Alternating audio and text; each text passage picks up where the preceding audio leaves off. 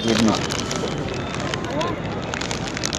Sir, हा नेमका tax भरलेला आहे. हा टॅक्स मी जुन्या पद्धतीने टॅक्स भरलेला आहे.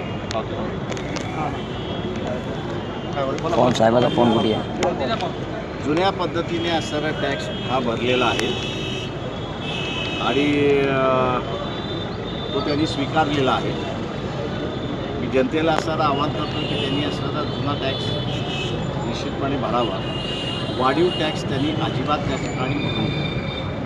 महानगरपालिकेच्या कमिशनरबरोबरची असलेली चर्चा झाली. त्या चर्चेमध्ये महानगरपालिकेच्या कमिशनरला असणारा आम्ही सांगितलं की इथे वेगवेगळी जी स्टेक होल्डर आहेत, चेंबर आहे, बाजारपेठ आहे, व्यापारी पेठ आहे, व्यापाऱ्यांच्या संघटना आहेत, त्याच्यानंतर भाड्यापट्ट्यांनी मिळालेली जागा आहे ते आहे आणि त्याच्याचबरोबर या ठिकाणी सिंडिकेटमधला हा वेगळा प्रश्न आहे आणि रेसिडेन्शियल हाऊसिंग जे आहे त्यांचा वेगळा प्रश्न आहे. या सगळ्याची चर्चा करून त्यांना काय परवडेल या स्वरूपामध्ये आपण असं चर्चा करून हा ठराव दुरुस्त करावा अशी त्यांना मागणी आम्ही त्या ठिकाणी केली. दुसरं आहे त्याच्यामध्ये की आमसभा बोलवण्याचा असणारा अधिकार हा जनतेचा आहे.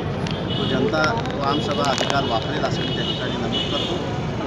आमच्या पक्षाच्या आणि इतर विरोधक जे आहेत या नगरसेवकाच्या वतीने एक ठराव या ठिकाणी मांडण्यात येईल की टॅक्स प्रणाली कशी या ठिकाणी असेल. हा ठराव ज्यावेळेस चर्चेला येईल त्यावेळेस आम्ही असणारा ज्या नगरसेवकाला निवडून आलेलं आहे त्या नगरसेवकाला मतदारांनी भेटावं आणि ह्या ठरावाच्या बाजूने त्यांनी मतदान करावं